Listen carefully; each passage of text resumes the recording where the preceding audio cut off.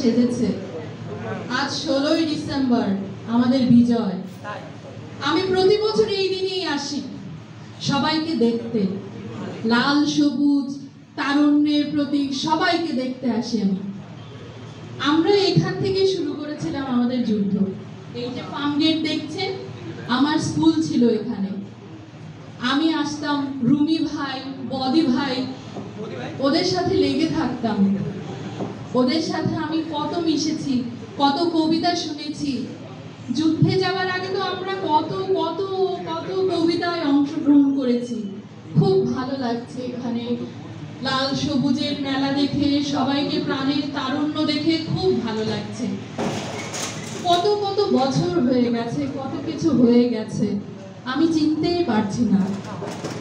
ওখানে কিসের আওয়াজ পাওয়া যাচ্ছে? দেখি তো আমি ওখানে কিসের আওয়াজ পাচ্ছি।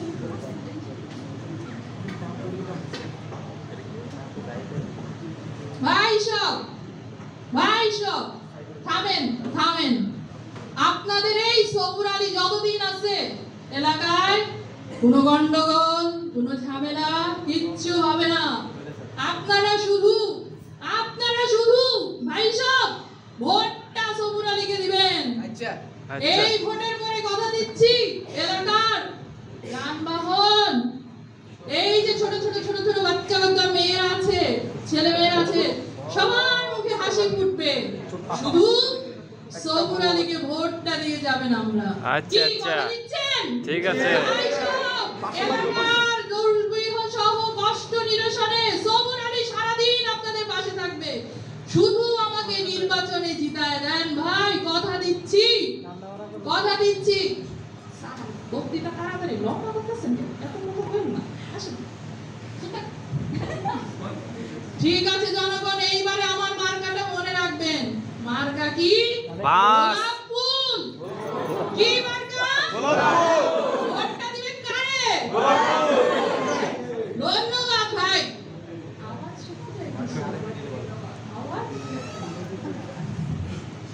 আরে আমার পুরা ঠিক আছে। আরে আজকে রাতে কোপায় লাবি বুঝছস?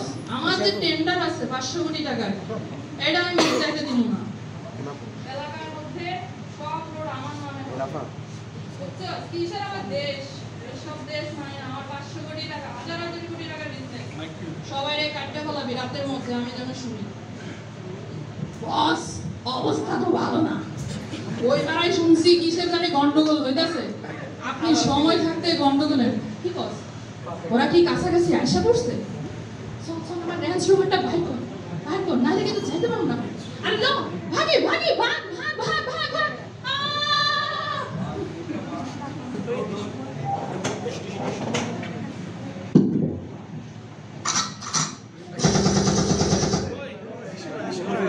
এই আমাদের দেশের এখন অবস্থা।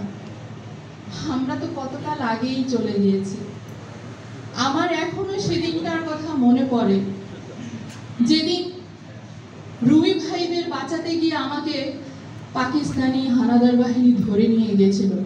আমি রুমি ভাইদের রাস্তার দিকে এগিয়েছিলাম যাতে রুমি ভাইদের ওরা ধরতে না পারে। রুমি ভাইরা বহু চেষ্টা করে আমাকে বাঁচাতে পারেনি, অনেক খুঁজেছে, ক্যাম্পে ক্যাম্পে আমাকে খুঁজেছে, কিন্তু পাইনি। আমাকে টেনে হিড় হিড় করে ওরা নিয়ে গেছে ওদের ক্যাম্পে। আজও হাসি পায় সেই মেজরের কথা শুনে, যাকে যে আমাকে বেয়নেট দিয়ে যখন আমার কুচিয়ে কুচিয়ে চোখটা তুলে ফেলেছিল, আমি হেসে দিয়েছিলাম। ये साले को लेकर आओ, इतना मारो, तड़पा के उसको बंगला भूल जाए। तुम कैसे इतना बंगला को प्यार करते हो? तुम हम लोगों के साथ मिल जाओ, बंगला, गाड़ी, औरत, शहर सब कुछ मिलेगा। तुम कमीनो इतना बंगला को क्यों भालोबासते हो? हम लोगों के पास आ जाओ। अब तुम मुस्कुरा रही हो, तुमको मैं इतना तड़पाऊंगी, तुम बंगला को भूल जाओगी।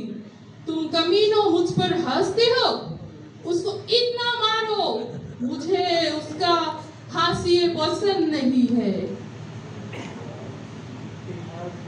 मारो আমাকে কোনোদিন বাংলা তুমি ভুলাতে পারবে না। এই বাংলায় আমার জন্ম, এই বাংলার আকাশ বাতাস আমি দেখেছি, বাংলায় আমি বড় হয়েছি। আমি তোমাদের মতো বেঈমান নই। আমাকে মেরে ফেলো, মেরে ফেলো, মেরে ফেলো।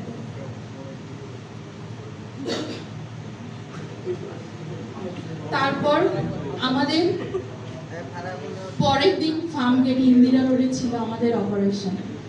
পাকিস্তানি হানাদার বাহিনী অনেক চেষ্টা করেছে আমার থেকে পরের দিনের প্ল্যান রুমি ভাইদের আস্তানা জানার জন্য। আমাকে ব্রাশ ফায়ার করে ফেলে দিয়েছে। আমি কোনোভাবেই আমাদের প্ল্যানের কথা জানাইনি। 2 কার্টুন প্লাটুন নিয়ে রুমি ভাইরা যেদিন এখানে আমাদের ইন্দিরা রোড মুক্ত করেছিল, আমার আত্মা শান্তি পেয়েছে। আমি সেদিন যেখানে আমাকে ফেলে রাখা হয়েছিল, আমার মনে হচ্ছিল আমি উড়ে যাচ্ছিলাম। আমরা আসব, আমরা বাংলায় প্রতিবার আসব, তোমাদের দিকে চোখ রাখবো। কোনোদিন যদি এই বাংলায় কোনো অশুভ শক্তি হানা দেয়, আমি রুমি ভাই, শফি ভাই, বদি ভাই সবাই মিলে বাংলাকে পাহারা দিব। অতন্ত্র প্রহরী হয়ে বাংলার প্রতিটি সীমান্তে পাহারা দিব। তোমরা কোনোদিন বাংলাকে আঘাত করতে পারবে না। বাংলায় আমরা ফিরে আসব, আসব, ফিরে আসব, যুগ যুগ ধরে ফিরে আসব। ধন্যবাদ সবাইকে।